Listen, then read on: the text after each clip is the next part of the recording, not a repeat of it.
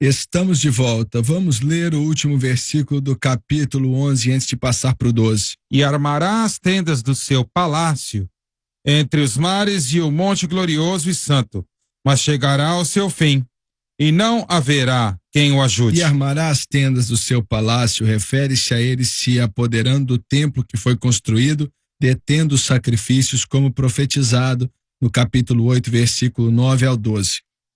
A frase entre os mares e o monte glorioso e santo refere-se ao Mar Morto e o Mediterrâneo. O monte glorioso e santo é o Monte Moriá, aonde o templo estará localizado, mas chegará ao seu fim e não terá quem o ajude.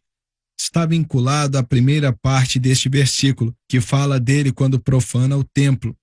Isso assegura a sua destruição pelo Senhor, que acontecerá na segunda vinda. Então, o Espírito Santo, ele faz isso bastante. Diz muita coisa com poucas palavras, muita coisa mesmo. E sei que estávamos ensinando quarta-feira, eu acho que uma semana atrás, mas quando você assistir vai fazer alguns meses, que o maior presente, o maior dom que Deus já deu à humanidade foi o meio da justificação pela fé, que ele deu a Abraão em Gênesis 15, 6. São 14 palavras. Imagina só, a maior palavra que Deus já deu a alguém, ele fez em poucas palavras. E é claro que temos que explicar muito mais coisas, mas dá para entender quando você lê ali. Então, ele simplesmente diz aqui que ele vai chegar ao seu fim e ninguém o ajudará. E ele está falando aqui a respeito da segunda vinda. E quando Jesus Cristo voltar, ele vai utilizar os elementos dos céus, meteoros, milhões deles, ele vai fazer chover sobre o exército do anticristo. Ezequiel diz no seu capítulo 38 e 39 desse livro, que vamos falar dele depois. Então, o Espírito Santo, ele começa a fazer um clímax dizendo que ele vai morrer e ninguém vai ajudá-lo. Simples assim. Certo. Fim de papo. Certo. Ezequiel 38:11 diz que ele terá. Ezequiel 38:11 diz que ele dá covas para eles em Israel, que quer dizer que ele está totalmente derrotado, ele morre lá. Com certeza. Ele vai ser derrubado lá pelo Senhor Jesus Cristo. E diz aqui que vai ser o fim dele, ninguém vai ajudá-lo, porque ninguém pode ajudá-lo. Não há nada que alguém queira fazer. O que você vai fazer contra Deus, não é? E olha, existe um princípio aqui também que temos que usar. Não importa quão bom pareça que está para o diabo, finalmente, olha, no final das contas, Deus vai dominar. Sempre. Olha, não é algo duvidoso. Se o crente se assegurar com as coisas de Deus e a fé estiver em Deus, olha, no final vamos vencer. Agora, não quer dizer que em todo caso você vai ter, sabe, alegria o dia inteiro. Haverão circunstâncias que vamos passar nesta vida que não são boas. Certo. Sabe, não são felizes. Não ficaremos pulando para cima e para baixo o tempo todo.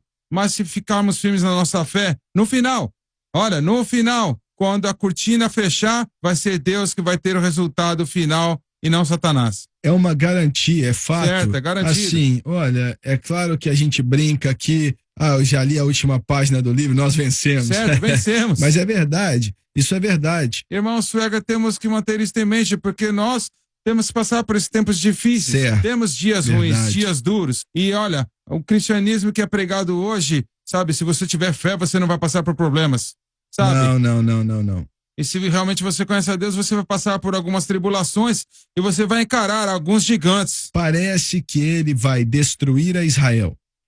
Quando parece que toda a esperança se foi. Quando parece que já não há mais uma forma de fugir. Metade de Jerusalém destruída. E as câmeras de televisão estão televisionando para o mundo inteiro. Olhe para a derrota desse povo. Essa é a solução final. Mas, naquela época, o Senhor vai chegar. Aleluia. E ele vai quebrar tudo que é limite de velocidade. Com certeza. Sim. Ele vai vir. E olha, você está certo. Deus sempre vence. Sempre.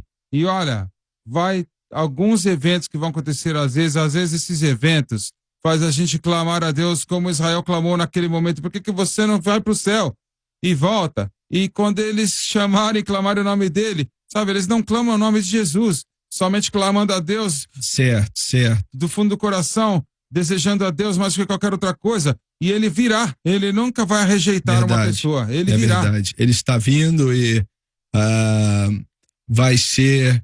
Imagina só, todo santo de Deus que já viveu vai estar com ele. Sim. Isso quer dizer eu, você e todos vocês que conhecem o Senhor Jesus Cristo. Certo. No mundo inteiro e durante todos os tempos. Certo. Em Romanos diz assim, todo Israel será salvo em um dia. Em um dia. Sabe, todos que não foram destruídos e eliminados naquela época virão para Cristo em algumas horas. Há uma indicação que não somente aqueles em Israel, mas os judeus espalhados no mundo inteiro, naquela época vão aceitar a Cristo. Nenhum vai ficar para trás. Todos vão ir. Olha, esse é um bom final.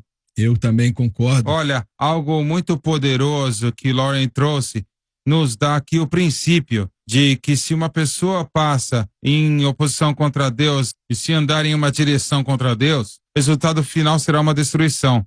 Olha, Satanás no início, isso está falando aqui de Ezequiel 28, Isaías 14, que fala sobre a queda de Lúcifer. Quando ele se levantou contra Deus, Lúcifer tentou, que é Satanás, tentou se exaltar acima de Deus e se denominar Deus. E Deus o expulsou do céu. E assim que Satanás se rebelou contra Deus, no momento que ele se rebelou contra Deus, ele foi destruído. Quando eu digo destruído, não aniquilado, sabe? É extinto, mas ele foi destinado para a destruição desde o início. E qualquer pessoa que escolha um caminho que não é o caminho do Senhor, que é o Senhor Jesus Cristo e o que ele conquistou por nós na cruz, se você escolher esse caminho que não é o caminho de Deus, o resultado final será uma destruição. E neste caso aqui, nesta passagem, estamos lidando com o anticristo. Sabe, bem no final, ele será destruído e será Cristo ele mesmo que irá destruí-lo. Mas agora, no tempo que estamos falando agora, 2015, se uma pessoa não andar no caminho de Deus, então o único resultado que a pessoa receberá na vida é a morte e destruição. O que essa pessoa tem que fazer, Bob? Este caminho, finalmente, é uma separação de Deus aqui na terra. Estou falando como Deus quer que vivamos. O caminho de Deus para a vida foi ele ter enviado o seu Filho Jesus Cristo para morrer numa cruz por nós e nos salvar de todos os nossos pecados. E nossa fé na obra consumada obra, dele. esse é o evangelho de Jesus Cristo. Esse é o caminho de Deus. Exatamente, este é o caminho do Senhor. Então, quando uma pessoa vai em oposição ou rejeita o caminho de Deus, sabe, o único resultado final é a destruição. Mas, sabe, do outro lado da moeda, quando uma pessoa anda no caminho do Senhor e aceita o que ele fez por nós na cruz pela fé, então o resultado final é uma vida e vida mais abundante.